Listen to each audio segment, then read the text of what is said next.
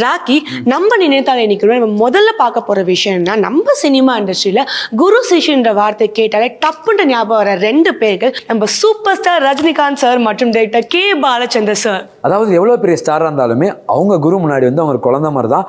அப்படி நம்ம பாலச்சந்திர சார் வந்து நிறைய கேள்விகள்லாம் கேட்டிருப்பாரு. அந்த கேள்விக்கு நம்ம சூப்பர் ஸ்டார் வந்து ரொம்ப யதார்த்தமாக பதில் சொல்லியிருப்பாரு. அந்த ஒரு மொமெண்ட் தான் பார்க்க போகிறோம். வாங்க பார்க்கலாம்.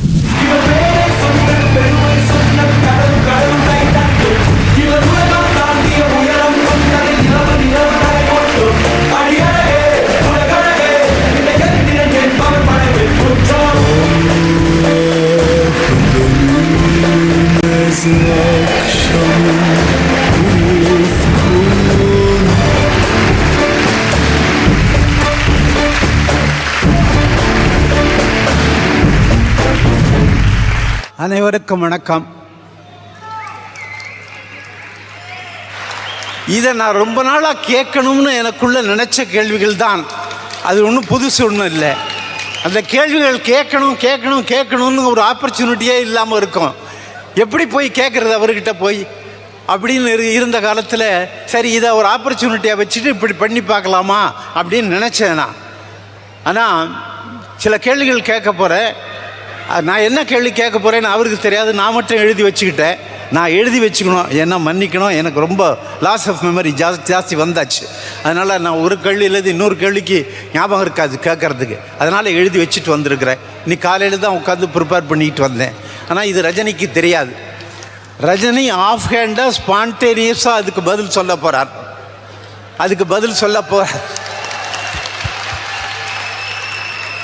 ஆனால் ரஜினி ஒரு சின்ன விஷயம், நீ நானும் பேசிகிட்டு இருக்கும்போது ரஜினி சார் வாங்க சார் போங்க சார்லாம் சொல்கிறார். ரொம்ப ஆர்டிஃபிஷியலாக இருக்குது. நீங்கள் என்ன சார் சொல்கிறீங்க அப்படின்னு கேட்டால் அது ரொம்ப ஆர்டிஃபிஷியலாக இருக்குமோன்னு தோன்றுறது எனக்கு. அதனால் உன்னை நான் வந்து அந்த காலத்தில் எப்படி கூப்பிடுவேனோ அதே மாதிரி கூப்பிடுவேன், அதே மாதிரி தான் கேள்வி கேட்பேன்.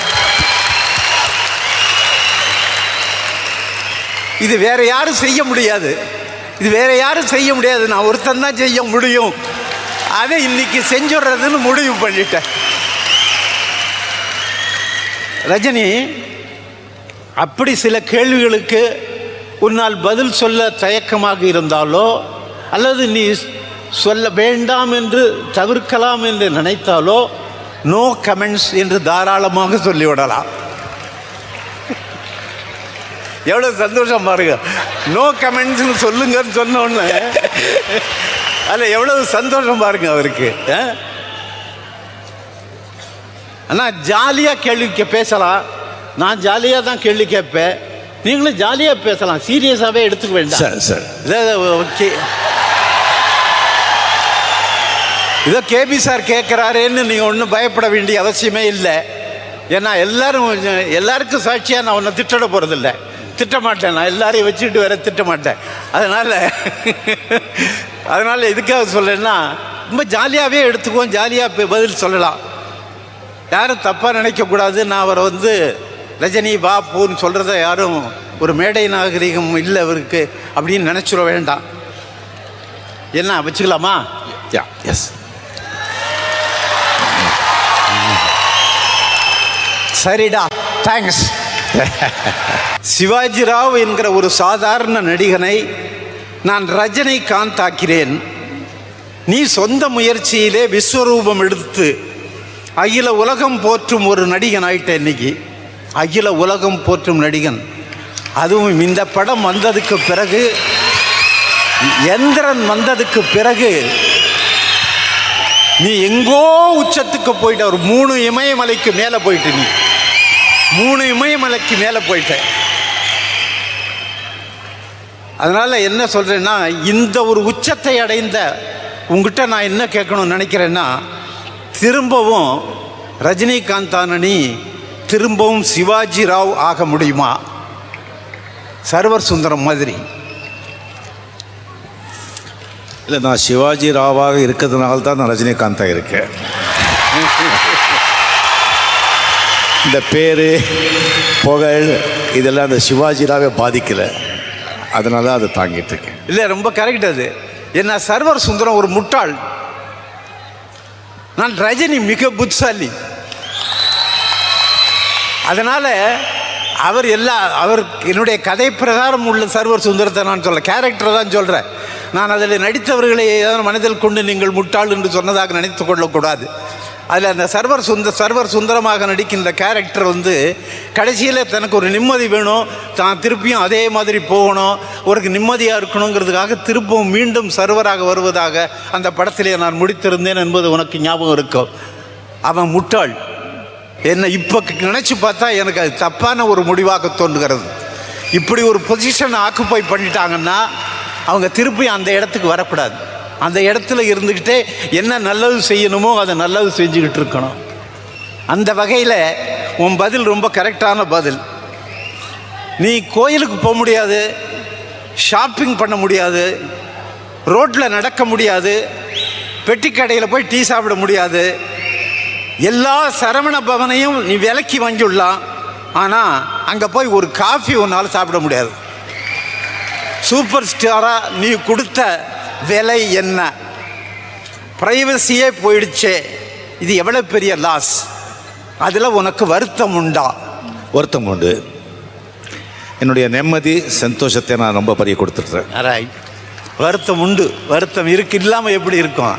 அந்த ப்ரைவசி போயிடுச்சுன்னா இப்போ எனக்கே எனக்கே என்னோட சில நேரங்களில் ப்ரைவசி போயிடும்போது அதுக்கு ஏன்டா இப்படி இப்போ நம்ம பாப்புலராக இருக்கும் நானே கூட நினச்சிட்டேன். அப்போ நீ என்ன உயரத்தில் இருக்கிற, எப்படி நீ நினச்சி பார்த்துப்பேங்கிறத என்னால் புரிஞ்சிக்க முடியுது. ஆனால் ப்ரைவசியை விட ஏதோ ஒன்று விட்டு போச்சுன்னு நினைக்கிறியா? ஏதாவது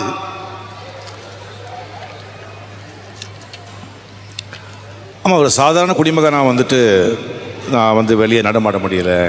அது ஒரு கைதி மாதிரி, ஒரு பிரிசனர் மாதிரி அது இருக்கு.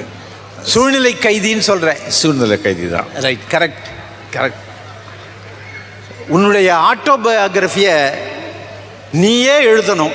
எழுதுவியா? உன்னோட ஃபேன்ஸுக்கெல்லாம் அது ரொம்ப உதவியாக இருக்கும், பெரிய இன்ஸ்பிரேஷனாக இருக்கும். இல்லை, ஆட்டோபயோகிராஃபி அப்படின்னா எல்லாமே உண்மை எழுதணும், எதையும் மறைக்கக்கூடாது. நிறைய பேருடைய மனசு துன்பப்படுத்தணுங்கிறதுக்காக அதை மறைக்கக்கூடாது.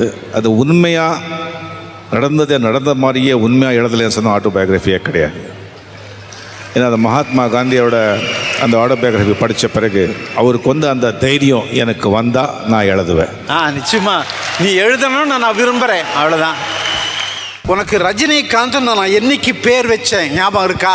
ஃபுல் மூன் டே, பௌர்ணமி அன்னைக்கு. ஹோலி டே. ஹோலி பண்டிகை என்னைக்கு பேர் வச்சேன். அந்த ஹோலி பண்டிகை வரும்போதெல்லாம் என்னை எப்படியாவது அன்னைக்கு சந்திப்பேன். வெளியூரில் இருந்தால் ஃபோனில் பேசுவேன். 7-8 வருஷம் இப்படி செஞ்சேன். அப்புறம் மறந்துட்டியப்பா. சாரி சார், கொஞ்சம் பிஸியாக இருந்துட்டேன், மன்னிக்கணும். இனிமேல் அப்படி நடக்காது. இனிமே விசாரிக்கிறேன்னு சொல்லிட்டாரு. ஓகே சரி. ஆனால் நான் மறக்கலை. எப்படி தெரியுமா? பேப்பரில் ஹோலி பண்டிகைன்னு பார்த்தா அன்றைக்கி எனக்கு வேறு எந்த ஞாபகம் வராது, ரஜினி ஞாபகம் தான் வரும்.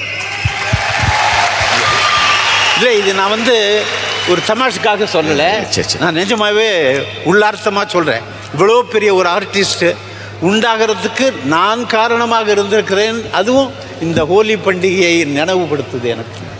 அந்த வகையில் நான் டைரக்ட் பண்ணும்போது இவர்கிட்ட ஏண்டா மாட்டிட்டோம்னு நீ நினைச்சது உண்டா? நிறைய வாட்டி.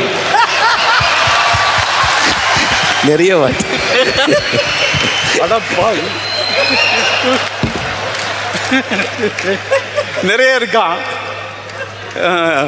அதான் மூணு படத்துக்கு அப்புறம் நான் ஒன்று டைரக்ட் பண்ணுவேன். 4 படம் தான் பண்ணியிருக்கேன். 5 படம் பண்ணியிருக்கேன் டைரக்ட் பண்ணிருக்கேன். ஆனால் உன்னை வச்சு தில்லு முள்ளு பண்ணனே, அது என்னால் மறக்கவே முடியாதுப்பா. நீ கூட கேட்ட தில்லு முள்ளு என்னால் பண்ண முடியுமான்னு கேட்டேன். தில்லுமுள்ளு படம் என்னால் பண்ண முடியுமா சார்? அதுக்கு காமெடியன் படம் வச்சு நாகேஷ் மாதிரி ஒருத்தர் பண்ண. இல்லை ஒரு ஹீரோ பண்ணால் தான் அது நல்லாயிருக்கும். அதுவும் நீ நல்லா பண்ணுவே, உனக்கு காமெடி வரும், உனக்கு காமெடி வரலன்னாலும் நான் பக்கத்தில் இருக்கேன், கவலைப்படாத, நான் தானே டைரக்ட் பண்ணுறேன்னு சொன்னேன் உனக்கு. நீ அப்புறம் தான் ஒத்துக்கிட்டேன். நான் பயந்தேன் ஆக்சுவலாக. நான் பயந்து எனக்கு நான் காமெடியா அப்படின்னு சொல்லும்போது உனக்கே தெரிய மாட்டேங்குது நான் இருக்கேன் அப்படின்னு. அதை விட கூட இன்னொரு சின்ன காரணம் சொன்ன, உனக்கு ஒரு பயம் இருந்தது, இந்த மீசையை எடுக்கணுமே அந்த கதையில் அப்படின்னு ஒரு பயம் வந்தது உனக்கு. பயம் வந்தது உண்டா இல்லையா? அப்புறம் இது நான் கொஞ்சம் ரொம்ப எப்பாவது நினச்சிக்கும் போது, உன்னை பற்றி நினச்சிக்கும் போது நானே ரொம்ப வருத்தப்படுவேன். அவர்கள் படுத்தும் போது நான் உன்னை திட்டினேனே, அது ஞாபகம் இருக்கு அவனுக்கு? நல்ல ஞாபகம் இருக்கு. அது ரொம்ப கண்ணாமலான்னு திட்டிவிட்டேன் அன்னைக்கு கண்ணாமலான்னு திட்டிட்டு கோச்சின்னு போயிட்டேன் நான்.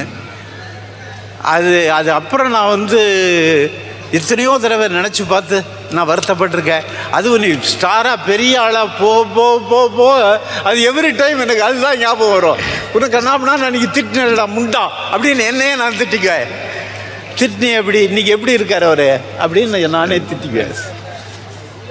நான் படத்துலலாம் இவ்வளவு ஸ்டைல் பண்ணுற, சின்ன வயசில் இன்னும் ஜோராக ஸ்டைல் பண்ணிருப்பியே.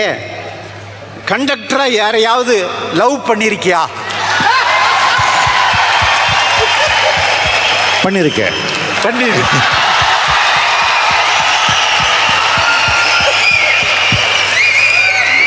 யாரேன்னு மட்டும் எங்கிட்ட மட்டும் சொல்லு, உங்க மனைவி கிட்ட சொல்ல வேண்டாம். அப்புறம் சொல்றேன். அப்புறம்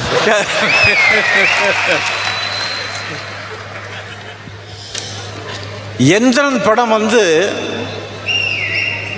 மிகப்பெரிய படம். அந்த மாதிரி இன்னொரு படம் எடுக்க முடியுமாங்கிற டவுட்டு. அதில் உன்னுடைய பர்ஃபார்மன்ஸ் ஹேட்ஸ் ஆஃப். அப்படி பண்ணியிருக்கேன் நீ. Thank you sir. உங்கள் டைரக்டர் சங்கர் அவ்வளவு அற்புதமாக பண்ணியிருக்கார். ஆனால் இந்த எந்திரன் படம் உன்னுடைய அல்டிமேட்டு நீ நினைக்கிறியா? இல்லை. வெரி குட், கை குட். அதான் பாயிண்ட். தியேட்டருக்கு போய் மக்களோடு மக்களாக எந்திரன் படத்தை 2 தடவை பார்த்தேன். முதல் தடவை ரஜினி ரசிகனா, 2வது டைரக்டர் சங்கருக்காக. ஒரு படத்தை நான் 2வது தடவை பார்த்தது எந்திரன் தான். ரொம்ப நன்றி சார். சந்திரலேகாவுக்கு பிறகு. நீ என் படத்தை எப்பாவது 2வது தடவை பார்த்துருக்கியா? நிறைய பார்த்துருக்கேன். என்ன படம் நிஜமா சொல்லணும்? என்ன படம் பார்த்துருக்கேன்? சர்வசுந்தரமிலிருந்து, நீருக்கோமலிருந்து, அவ்வளவு தொடர் கதையிலிருந்து 2 வாட்டி பார்த்துருப்பியா? அவ்வளவு தொடக்கத்தில் 8 வாட்டி பார்த்துருக்கேன். 8 வாட்டி. அரங்கேற்றம் எல்லாம் 12 வாட்டி. நம்பலாமா சார்? இவர் சொல்றதை நம்பலாமா? தேங்க்யூ. ரேப்பிட் ஃபயர்னு சொல்லுவாங்க. அதாவது ஒரு கேள்வி கேட்ட உடனே சட்டுன்னு பதில் சொல்கிற மாதிரி ஒன்று. இது நீ சட்டுன்னு சொல்லணுங்கிற அவசியம் இல்லை. அந்த மாதிரி ஒரு 7-8 கேள்வி கேட்குறவன். சரி, பிடிச்ச டைரக்டர் தமிழில் என்ன தவிர? Mahendran sir. Mahendran. Very good. பிடிச்ச புத்தகம்? பொன்னியின் செல்வன். Very good. உனக்கு பெஸ்ட் ஃப்ரெண்டு ஒருத்தர் சொல்லு. ராஜ்பகதூர். Very good. பத்திரிகைலாம் வந்திருக்கேன். அவர் தான். ஆமாம், அவர் தான். Very good. அந்த காலத்தில் உனக்கு பிடிச்சது டிரைவின். 2 வீலர். இப்போ அந்த டிரைவின் எது? 2 wheeler motor bike. Java motor bike. 2 wheelers. மிகவும் மகிழ்ச்சியான ஒரு மோமெண்ட், அதாவது மறக்க முடியாத ஒரு சம்பவம் நடந்து நிகழ்ந்த ஒரு மோமெண்ட். கேபி சார் எனக்கு 3 படத்தில் புக் பண்ணப்போ. கேபி சார் எனக்கு 3 படத்தில் புக் பண்ணப்போ.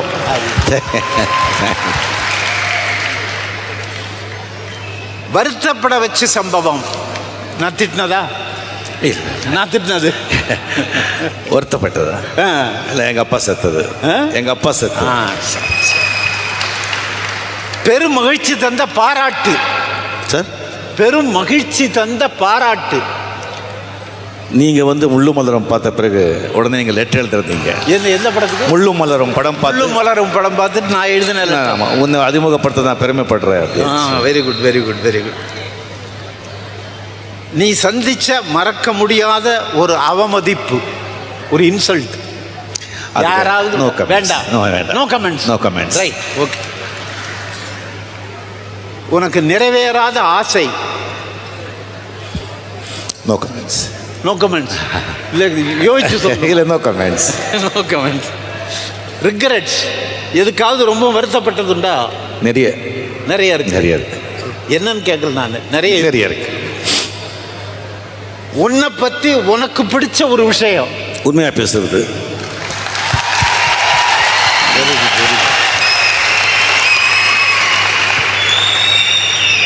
என்னை பற்றி உனக்கு பிடிக்காத ஒரு விஷயம்? நீங்கள் கோபப்படுறது. அந்த கோபம்லாம் விட்டு ரொம்ப வருஷம் ஆச்சுப்பா. நான் எங்கிட்ட நான் உன்னை இவ்வளோ நேரம் கட்டிகிட்டே இருக்கேன்ல கேள்வி, நீ எங்கிட்ட ஒரே ஒரு கேள்வி கேளு பார்ப்போம். எப்போ முடிக்க போறீங்க?